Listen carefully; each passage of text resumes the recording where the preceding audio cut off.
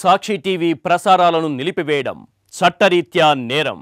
సాక్షి TV ప్రసారాల కోసం మీ స్థానిక cable ఆపరేటర్ను వెంటనే సంప్రదించండి. డిటిహెచ్లో ఇంటర్నెట్లో కూడా సాక్షి టీవీ ప్రసారాలను వీక్షించవచ్చు. శ్రీశైలం ఎడమగట్టు కాలువ ప్రాజెక్టు నిర్మాణంలో ఎదురయ్యే అవరోధాలను అధిగమించేందుకు అత్యున్నత సాంకేతిక పరిజ్ఞానాన్ని వినియోగిస్తున్నారు. దక్షిణాదిలోనే మొదటిసారిగా హెలిబ్రోన్ జియోఫిజికల్ ఎలక్ట్రోమాగ్నెటిక్ సర్వేకు శ్రీకారం చుట్టారు. భూగర్భంలో 800 మీటర్ల లోతు వరకు ఎటువంటి భూభౌతిక స్థితిగతులు ఉన్నాయో అధ్యయనం చేయటం దీని లక్ష్యం. అధ్యయనం ముగిశాక నివేదిక ఆధారంగా ప్రాజెక్టు నిర్మాణాన్ని వేగంగా సురక్షితంగా ముందుకు తీసుకెళ్లనున్నారు. 2027 నాటికల్లా ప్రాజెక్టును పూర్తి చేయాలని ప్రభుత్వం నిశ్చయించింది.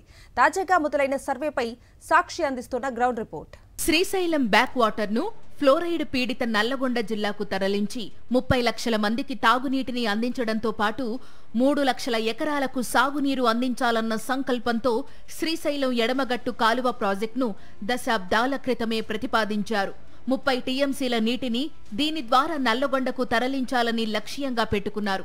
1983లోనే దీనికి ప్రతిపాదన అయితే చేశారు, కానీ ఒక్క అడుగు కూడా ముందుకు పడలేదు. 2005 నాటి ముఖ్యమంత్రి అపర భగీరథుడు వైఎస్ రాజశేఖర్ రెడ్డి తన జల యజ్ఞంలో దీనికి ప్రాధాన్యతను ఇచ్చి పనులకు శ్రీకారం చుట్టారు. దట్టమైన నల్లమల అడవుల్లో ఆమ్రాబాద్ రిజర్వ్ ఫారెస్ట్ లో మొత్తం 43.93 కిలోమీటర్ల పొడవున సొరంగాన్ని నిర్మిస్తున్నారు. దేశంలోనే ఇంత పొడవైన టన్నెల్ నిర్మాణం ఎక్కడా జరగలేదు. ఇప్పటి వరకు దోమలపెంట నుండి 13.94 కిలోమీటర్ల పొడవున, మన్నేవారిపల్లి అవుట్లెట్ నుండి 20.4 కిలోమీటర్ల పొడవున టన్నెల్ నిర్మాణం పనులు పూర్తయ్యాయి. ఇంకా 9.8 కిలోమీటర్ల నిడివిలో టన్నెల్ నిర్మించాల్సి ఉంది. 4600 కోట్ల అంచనా వ్యయంతో ఈ ప్రాజెక్టును చేపడుతున్నారు. 2 ఏళ్ల క్రితం టీబీఎం బేరింగ్ కు మరమ్మతులు రావడంతో నిర్మాణం పనులు నిలిచిపోయాయి. దోమలపెంట వద్ద ఈ ఏడాది ఫిబ్రవరి 22న జరిగిన ప్రమాదంలో 8 మంది కార్మికులు దుర్మరణం చెందారు. 2 మృతదేహాలను మాత్రమే సహాయ సిబ్బంది బయటకు తీయగలిగారు. మిగతా మృతదేహాలు సొరంగంలోనే శిథిలాల్లో ఉండిపోయాయి. ఈ నేపథ్యంలోనే ఈ సొరంగం పనులు ఎలా ముందుకు తీసుకెళ్లాలి అన్న అంశంపై ప్రభుత్వం ఆలోచన చేసింది. నిపుణులతో చర్చలు జరిపింది.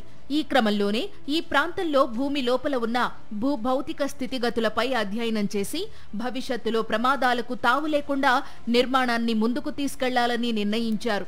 నేషనల్ జియోఫిజికల్ రీసెర్చ్ ఇన్స్టిట్యూట్ ఎన్జీఆర్ఐతో సంప్రదింపులు జరిపారు. ఆ తరువాతనే ప్రస్తుత సర్వేకు రంగం సిద్ధం చేశారు. ముఖ్యమంత్రి రేవంత్ రెడ్డి ఈ సర్వేను జెండా ఊపి ప్రారంభించారు. దీనిపై మరిన్ని వివరాలను సాక్షి ప్రతినిధి విజయ్ భాస్కర్ అందిస్తారు.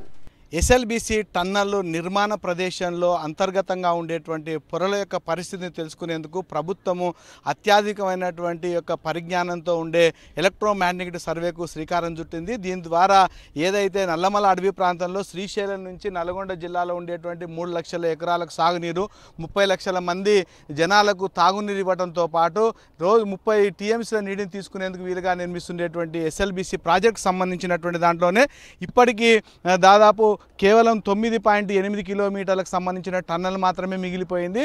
ఫిబ్రవరి 22న జరిగినటువంటి ప్రమాదంలో అక్కడ 8 మంది కార్మికులు చనిపోవడం, ఆ తర్వాత పనులు నిలిచిపోయినటువంటి నేపథ్యంలో భవిష్యత్తులో ఇలాంటి పరిస్థితులు ఎదురు కాకూడదు అనేటువంటి ఉద్దేశంతో ఈ యొక్క టన్నల్ నిర్మాణం జరుగుతుండేటువంటి ప్రదేశంలో ఏ రకమైన పరిస్థితి ఉందో తెలుసుకునేందుకోసం ప్రభుత్వం ఈ ఎలక్ట్రోమాగ్నెటిక్ సర్వే, దీన్ని హెలిబ్రోన్ జియోఫిజికల్ సర్వే అని చెప్తారు. దీన్ని 44 కిలోమీటర్ల మేర చేస్తారు. ప్రధానంగా ఫస్ట్ 9.8 కిలోమీటర్లు చేస్తారు. మనం చూస్తున్నాము దీనికి ప్రత్యేకమైనటువంటి ఒక విధానం ఉంటుంది. ఇది ముఖ్యంగా సైనికులు ఎవరైతే ఉంటారో సైన్యంలో ఇట్లాంటి హెలికాప్టర్ను వాళ్ళు టన్నల్కి సంబంధించింది కానీ భూమి పొరల్లో ఉండేటువంటి పరిస్థితులను అంచనా వేయడానికి ఈ రకమైనటువంటి యొక్క ఏర్పాట్లు ఉండేటువంటి హెలికాప్టర్ను ఉపయోగిస్తుంటారు.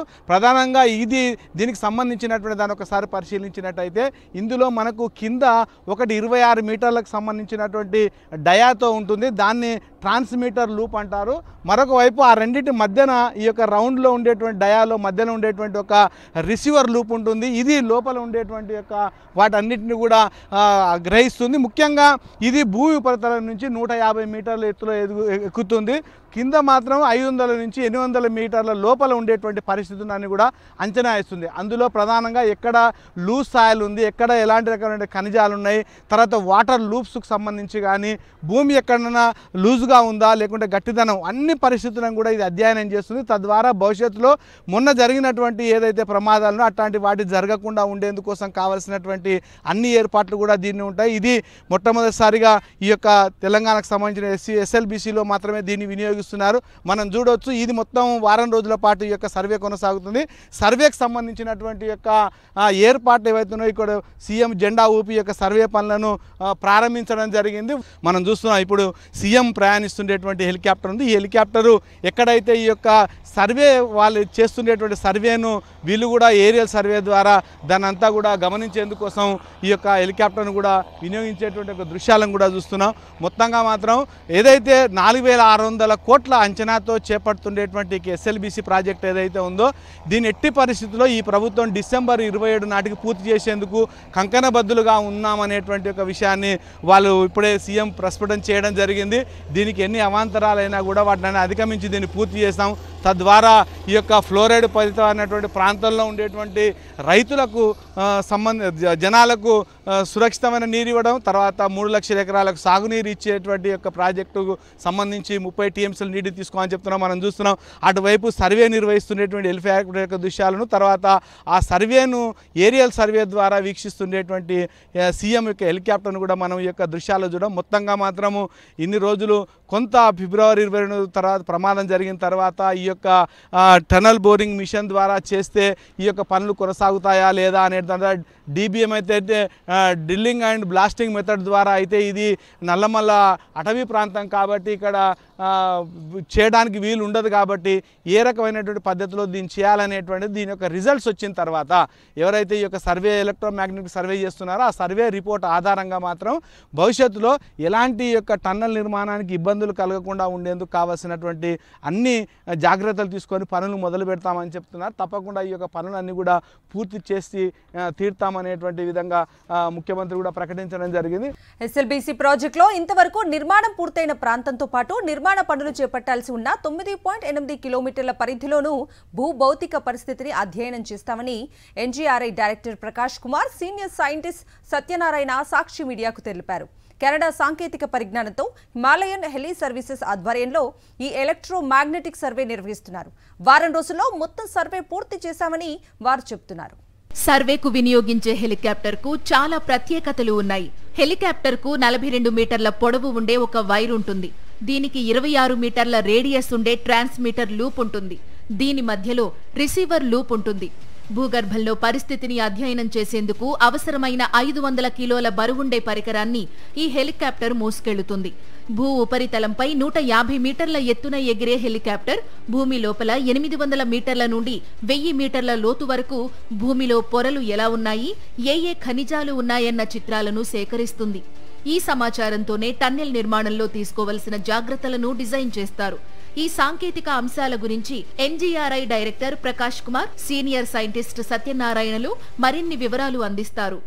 SLBC ప్రాంతాల్లో ఎలక్ట్రోమాగ్నెటిక్ సర్వేను నిర్వహించేందుకు రంగం సిద్ధమైంది. దానికి సంబంధించినటువంటి NGRI డైరెక్టర్ ప్రకాష్ కుమార్ గారు మనకు అందుబాటులో ఉన్నారు. వాళ్ళని అడిగి తెలుసుకుందాం. Sir, what you are going to give survey for this purpose? Yeah, this is actually heliborne survey where you can see there is a big coil, 26 meter diameter coil is there, which will be attached to a helicopter, and this helicopter will fly along this some designated path. Already path is set along this path and collect the data. This data we'll process in our laboratory and make a model for the structure, how it looks like below up to 500 to 700 meter depth.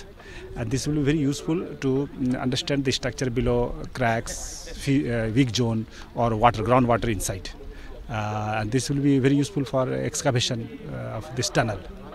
That's why the government has really very supportive and shows the interest to do this one. ఈ survey ద్వారా ప్రధానంగా ఏం చేయబోతున్నారు, ఏ రకమైనటువంటి వాటిని మీరు దీంట్లో రూపొందించబోతున్నారు? ఈ సర్వేల ద్వారా ఈ మొత్తం శ్రీశైలం SLBC టన్నెల్ 44 కిలోమీటర్ల దగ్గర భూమి పొరల్లో దాదాపుగా 500 మీటర్ల వరకు ఏమేమి మెటీరియల్ ఉంది, పొరలు ఉన్నాయా, ఏమైనా వాటర్ ఉందా, అలాగే ఫ్రాక్చర్ జోన్స్ కానీ ఏమైనా ఉన్నాయా అనేది మేము దీని ద్వారా నిర్ణయించబోతున్నాం. ఒక 3D మ్యాపింగ్ తయారు చేస్తాం. ఎలక్ట్రోమాగ్నెటిక్ అండ్ మ్యాగ్నెటిక్ సర్వే అనమాట.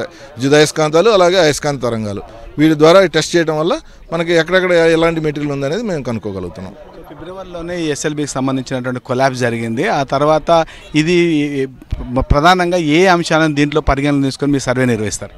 అంటే ఫిబ్రవరిలో జరిగినప్పుడు ఏంటంటే మేము రెస్క్యూ ఆపరేషన్లో జీపీఆర్ మెజర్మెంట్స్ అవి చేసాము. ఆ తర్వాతనే గవర్నమెంట్ ఆఫ్ తెలంగాణ మన సీఎం గారు ఆనరబుల్ ఇరిగేషన్ మినిస్టర్ గారు ఏంటంటే దీన్ని కంప్లీట్గా జియోలాజికల్గా ఇన్ఫర్మేషన్ చేయాలని చెప్పేసి వాళ్ళు అన్నారు.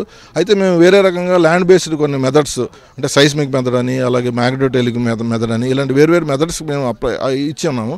అయితే ఏంటంటే ఇదంతా మనకి ఫారెస్ట్ ఏరియా ఉండటం వల్ల ఏంటంటే వాటి యాక్సెసిబిలిటీ సరిగా ఉండటం వల్ల ఆ మెథడ్స్ మనకి అనువుగా లేవు.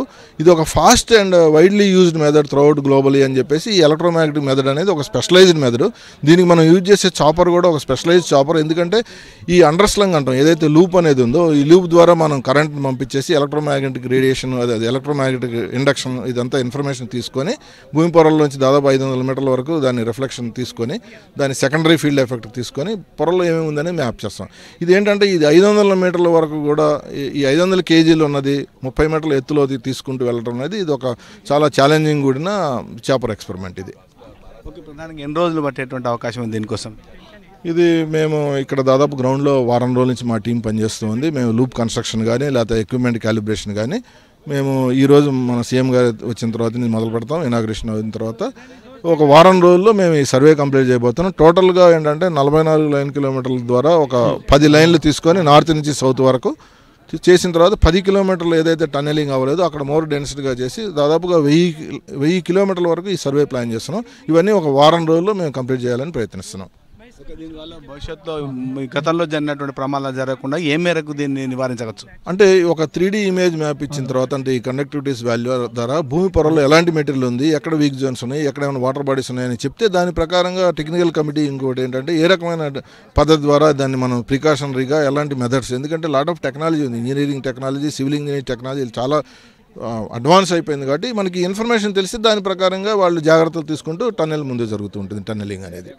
ఓకే, ఇది కొన్నటువంటి శాస్త్రవేత్తలు కానీ తర్వాత ఎన్జీఆర్ఏకి సంబంధించినటువంటి డైరెక్టర్ అభిప్రాయం మొత్తంగా మాత్రము 500 మీటర్ల లోపల్లో ఈ యొక్క భూమి పొరలో ఏ రకమైనటువంటి పరిస్థితి అనేటువంటి దాన్ని దీని ద్వారా అంచనా వేసి భవిష్యత్తులో ఒక ప్రమాదాలు అట్లాంటివి జరగకుండా కావాల్సినటువంటి ఒక రూట్ మ్యాప్ను దీని ద్వారా నిర్ధారిస్తామని వాళ్ళు చెప్తున్నారు. కెమెరామెన్ అరవింద్, విజయభాస్కర్, సాక్షి న్యూస్, ఎస్ఎల్బీసీ అవుట్లెట్ నుంచి.